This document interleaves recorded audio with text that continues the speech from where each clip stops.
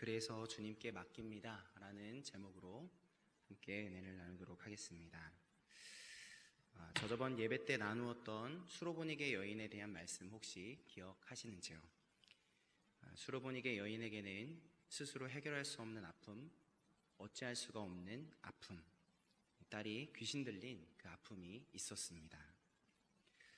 그런데 수로보니게 여인은 자신이 어찌할 수가 없는 그 애통으로 인해서 오히려 예수님밖에 답이 없음을 발견하였고, 그래서 예수님만 꽉 붙들되 결코 놓지 않게 했음을, 그 처절한 아픔이 더욱 큰 간절함이 되어서 예수님이 오셨다는 소문만 들렸을 뿐인데도 예수님께로 달려가도록, 또 예수님의 거절, 치욕적인 말씀에도 불구하고 예수님을 붙들도록, 또 딸이 나았다고 돌아가라 하시는 예수님의 말씀 한마디에 기쁨으로 딸에게로 돌아가도록 만들었었음을 함께 나누었었습니다. 그래서 우리도 내가 어찌할 수 없는 아픔이 있었던 이 수로보니게 여인처럼 나는 안 됩니다 라는 고백에 주님 없이는 이 고백을 더해서 예수님이 허락하시는 회복을 경험하자고 함께 다짐하며 나누었었습니다. 혹시 그 이후로 어떻게 사셨습니까? 그 다짐대로 내가 어찌할 수가 없는 애통의 문제 앞에서 나는 안 됩니다, 주님 없이는, 이 고백을 하나님께 드리며 사셨습니까? 다시 이번 한 주 동안 주님 없이는 안 됩니다 라는 고백이 우리들의 고백이 되는 한 주, 그래서 하나님의 역사를 보는 복된 하루하루 되시길 예수님의 이름으로 축복합니다.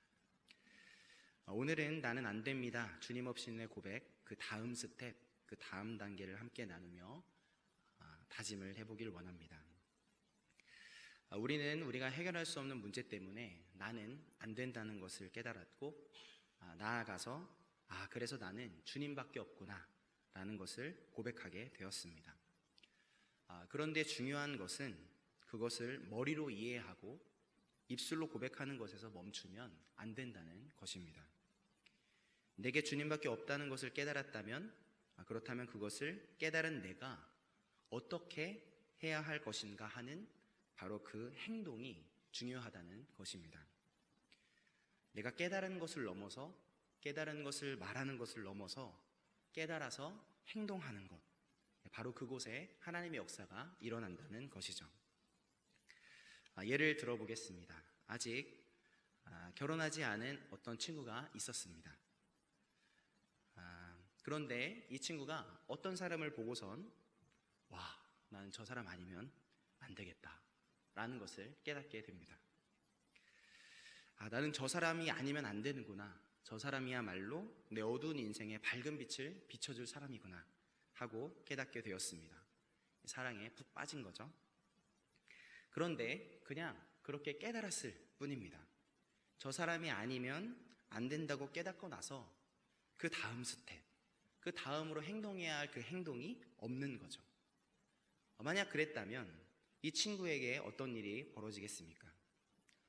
그 사람 아니면 안 된다는 것을 깨달았다고 해서 그 사람과 만날 수 있는 것이 아니고, 그 사람이 아니면 안 된다는 것을 깨달았다고 해서 그 사람과 함께 살아갈 수 있는 것이 아니죠.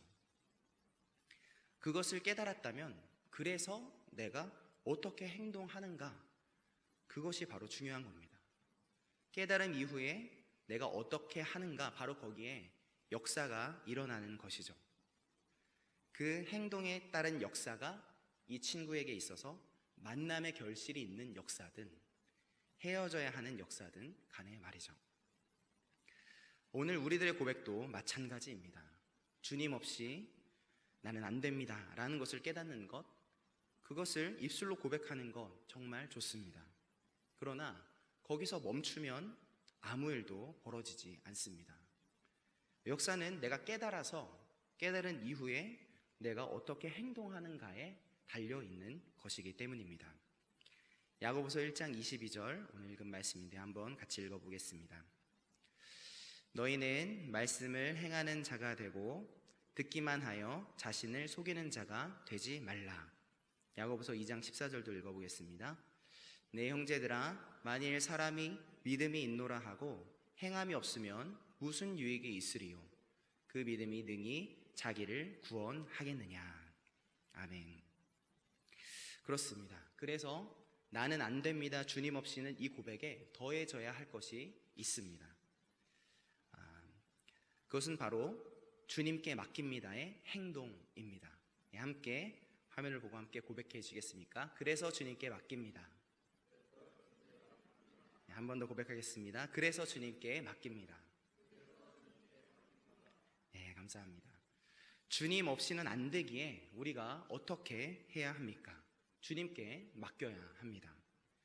내 손에 쥐고 있는 나의 아픔, 내가 어찌할 수 없는, 내가 해결할 수 없는 문제들을 이제 하나님의 손으로 옮기는 일, 그것이 바로 주님께 맡겨드리는 행동입니다.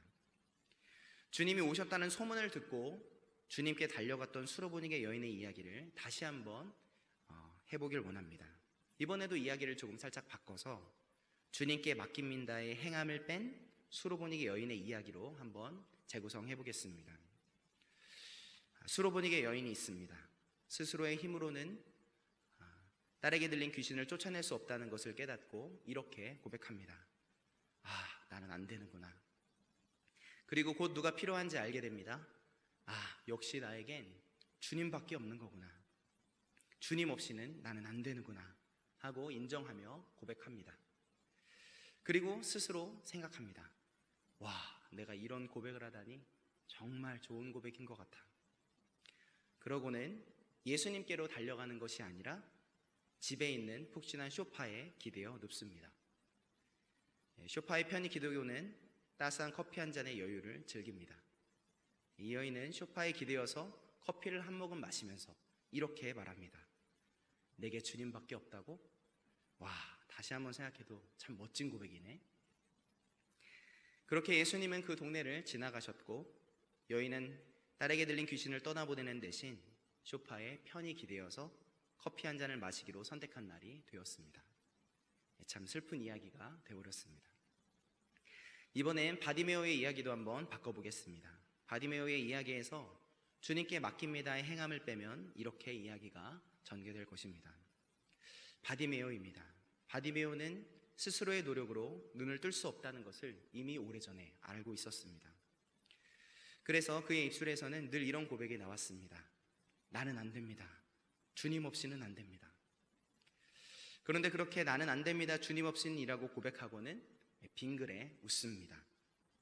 왜냐하면 바디메오 자신 스스로가 생각해도 참 멋진 고백을 했다는 생각이 들었기 때문입니다. 그런데 막 지금 예수님이 바디메오의 곁을 지나가시나 봅니다. 수많은 사람들의 웅성거리는 소리가 들리는 거죠. 자세히 들어보니까 예수님이 지금 바디메오 앞을 지나가고 있는 겁니다. 바디메오는 다시 한번 이렇게 고백합니다. 그래, 난 저분이 없으면 안 돼. 내 눈도 그래. 저분만이 내 눈을 고쳐주실 수 있어. 그러니 난 예수님 없이는 안 되는 사람이야. 그렇게 고백하면서 또 생각합니다. 정말 멋진 고백이네. 그리고는 예수님의 이름을 불러야 할 그 자리에서 바디메오는 바닥으로 벌러덩 눕습니다. 그러고는 이렇게 말합니다. 이제 멋진 고백도 했으니까 좀 편히 쉬어볼까? 그렇게 바디메오는 낮잠을 선택합니다. 그렇게 예수님은 바디메오를 지나가셨고 바디메오는 눈을 뜨지 못했고 예수님이 지나가신 그날 바디메오는 넓은 바닥에 누워서 편히 낮잠을 잔 날이 되었습니다. 참 안타까운 이야기가 되어버렸습니다.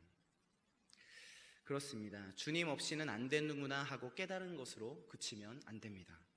그래서 주님께 맡깁니다. 행동이 있어야 합니다.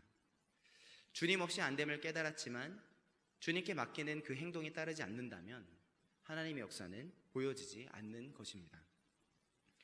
만약 아브라함이 나는 주님 없이는 안 된다고 말하고는 주님께 맡긴다는 행함이 없었다면, 주님께 맡겨서 아들 이삭을 데리고 모리아 산으로 올라가지 않았다면 믿음의 조상이라는 복된 이름은 아브라함과는 아무런 상관이 없는 이름이었을 것입니다. 만약 모세가 나는 주님 없이는 안 된다고 고백하고는 주께 맡기는 행함이 없었다면, 그래서 주님께 맡겨서 주님이 주신 지팡이를 들고 바로 앞으로 나아가지 않았었다면 10가지 재앙의 기적도 홍해 바다가 갈라지는 역사도 출애굽도 없었을 것입니다. 만약 다윗이 나는 주님 없이는 안 된다고 고백하고는 주님께 맡기는 행함이 없었다면, 주님께 맡겨서 골리앗에게 자신의 물맷돌을 던지지 않았다면 골리앗과의 싸움에서의 승리는 없었을 것입니다. 만약 히스기야가 나는 주님 없이 안 된다는 고백을 하고는 주님께 맡기는 행함, 주님 앞에 엎드려 눈물 흘리며 기도하지 않았다면 히스기야가 더 살았던 15년이라는 시간은 히스기야에게는 살아있을 수 없었던 시간이었을 것입니다.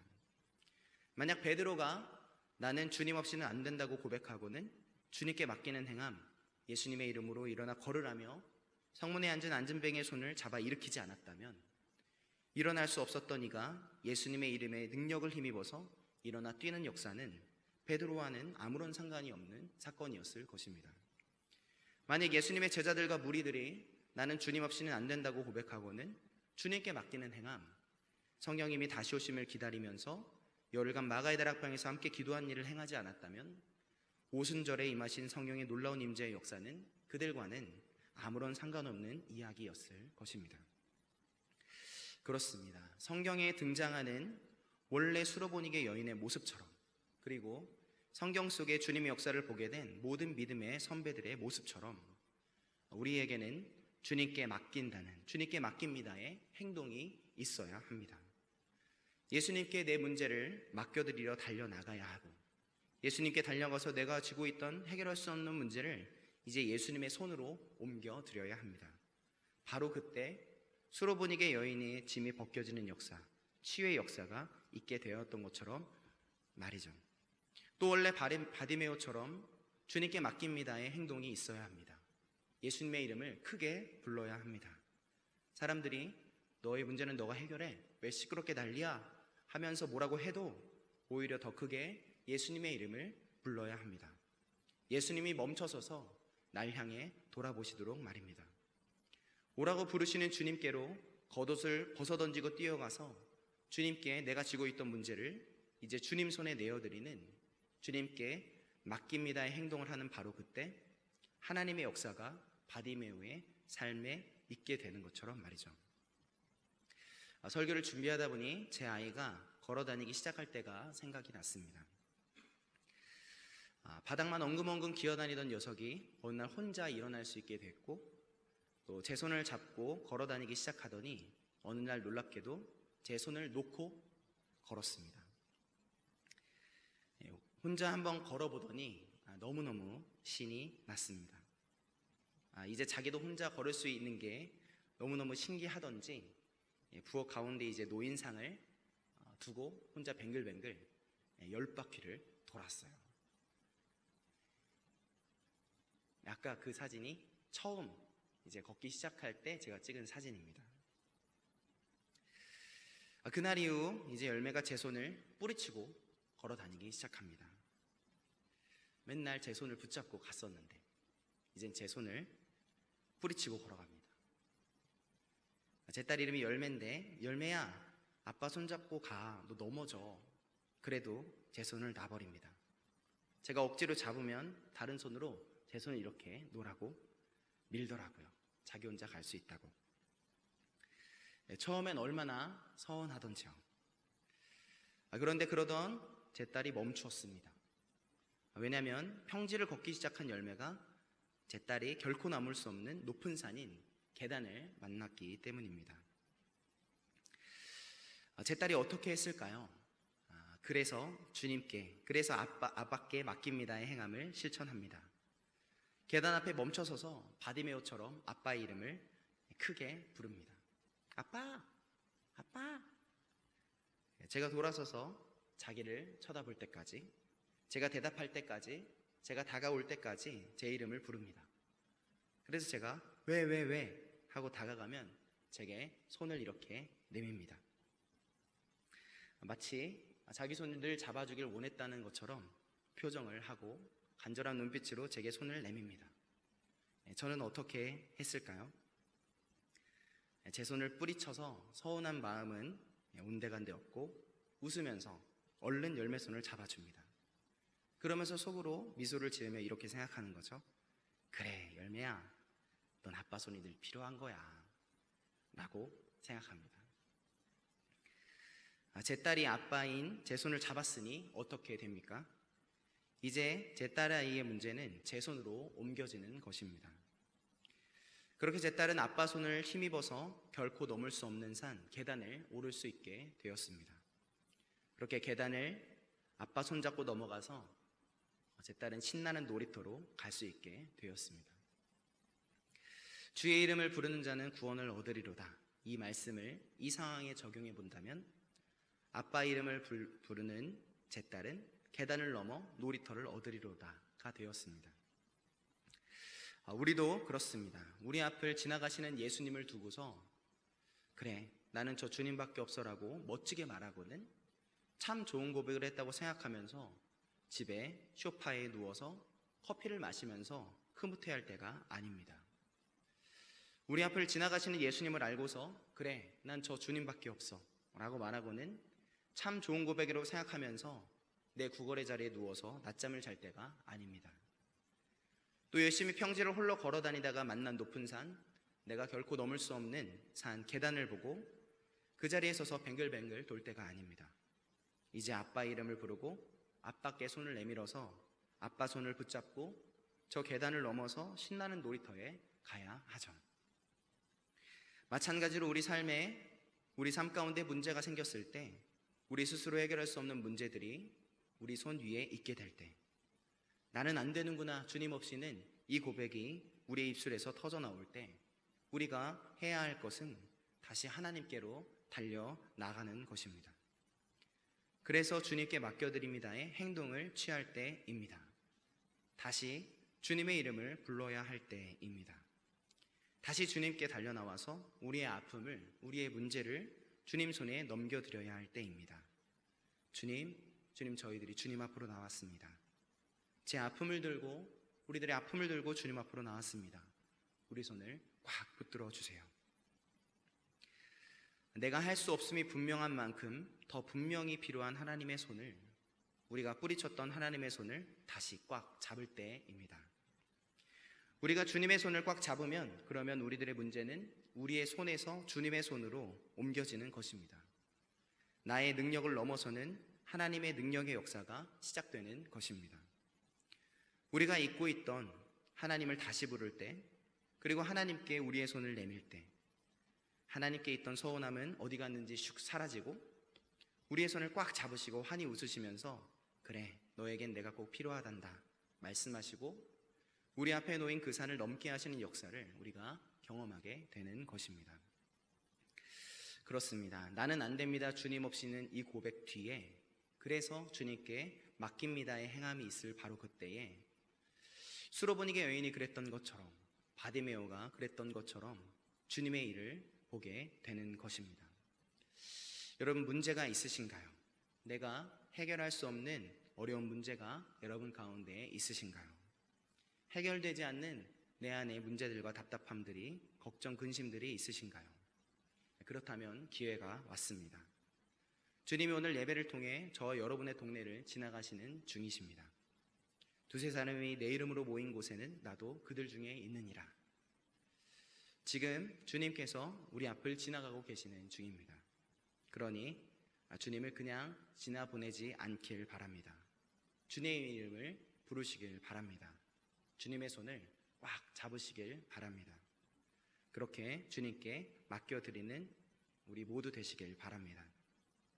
주님께 맡겨드리는 행함으로 하나님의 역사를 맛보게 되는 은혜가 이 자리에 모인 저와 여러분 인생 가운데 가득 넘쳐나시길 예수님의 이름으로 축복합니다. 아멘. 기도하시겠습니다.